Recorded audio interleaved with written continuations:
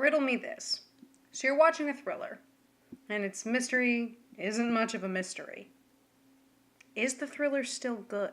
I started thinking about this question a lot while watching an anime entitled Erased. Now, in order to talk about this topic and Erased, I have to go full spoilers for Erased. So if you haven't watched this anime, I highly recommend it. Go watch it, then skedaddle on back. Erased came out just this past year in 2016 and received essentially universal acclaim, except for one common complaint across the board: the antagonist. First, that the identity of the antagonist wasn't much of a mystery, and that his motivations for committing his crimes were, well, unsatisfying and weak. I couldn't disagree more on the latter point, but we'll get to that. The first point, however, fascinated me because the mystery, yeah, it isn't much of a mystery. And yet at the same time, it doesn't really detract from Erased's quality as a really taut thriller. So I guess that means we've got to ask, what is a thriller?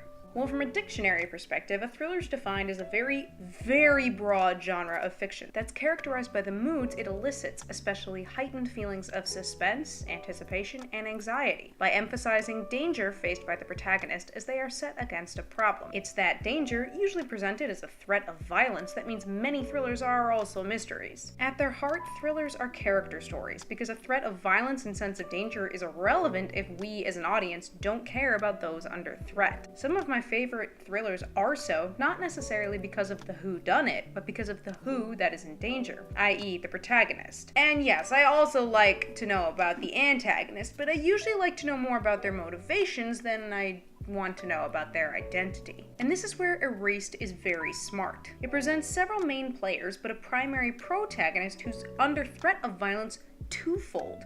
First, in the present timeline, Satoru is under threat of arrest after being falsely accused of the murder of his mother in the pilot episode. So it's both the actual killer and the police he needs to both flee and constantly fear. Not only that, it's clear from what we as the audience witness of his mother's murder that it's somehow related to previous violence, and thus is the second threat of violence in the past. So the first of two fantastical kind of conceits of Erased is this time travel of sorts that's experienced by Satoru. Brilliantly, I think the series offers no explanation for this phenomena, and given it cannot be used on command, thus negating the potential for some kind of deus ex machina, it really adds to the tension of the story more than potentially easing it. And in the past, the threat of violence is even more palpable because this time we're dealing with children. Children have far less authority, agency, and strength than adults, and it's adults from whom they need to fear this violence. Even with his knowledge of the future, Satoru is often relatively helpless because he's just a kid. And his motives are good ones. His mission is one we can totally get behind, and the harsh truths he reveals related most especially to child and domestic abuse are ones that make us want him to succeed even more. We want Satoru to save his mom, to save Airi, and to also save others affected by the violence of the past, even if we can discern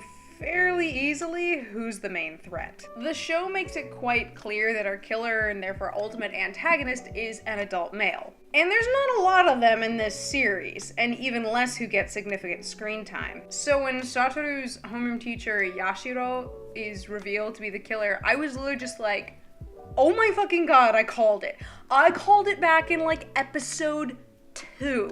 This is not even exaggeration. I called Yashiro as the antagonist really stupidly early. Now, to be fair, my calling it was kind of a totally baseless hunch, as the show does make an attempt at least one or two red herrings, but they don't hold for very long, and so the list of possibilities narrows down to one pretty quickly. So unless the show was gonna bring in some like hitherto unknown and unseen character, which would have really sucked and just kind of been weird, Yashiro's kind of our only reasonable conclusion. Whenever Yashiro is around, or when he nearly kills Satoru twice, there is still tension, because we have that understanding that this man is the underlying threat of violence we've been tracking for the whole series. And his reasoning? This is where a lot of the reviews that I've read or watched with regards to Erased, and even if they enjoyed Erased, which most of them did, found fault. But why? I mean, I think it's clearly more than just personal taste, because there were all these very different people coming to the same conclusion, which is that they didn't really enjoy the conclusion and the reveal of the antagonist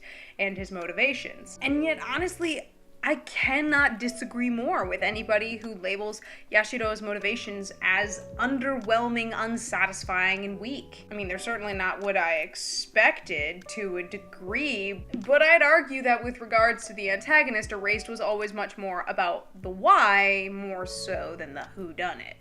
Again, the whodunit was pretty easy to figure out. So why did Yashiro kidnap and kill all these kids, and why does he become obsessed with Satoru? Well, he has again quite an interesting answer. Now, whether the seemingly fantastical part of Yashiro's answer to this question has some root in Japanese mythology, he does mention a short story, but I don't know for sure. I'm taking all that he says pretty much at face value when he gives his reasons as that he can see a thread above people's heads that leads to heaven, and therefore feels a compulsion to snap the thread of those he sees connected to it. And all because, as a child, he once drowned a bunch of hamsters in a wine bottle, all save one that stood atop the bodies of the other hamsters to stay alive. Yashiro is so intrigued by this hamster that he names it Spice and raises it. Really strange sounding, I know, but then bear with me when I tell you the answer is actually incredibly simple. Yashiro is a psychopath. And I mean, he is textbook psychopath.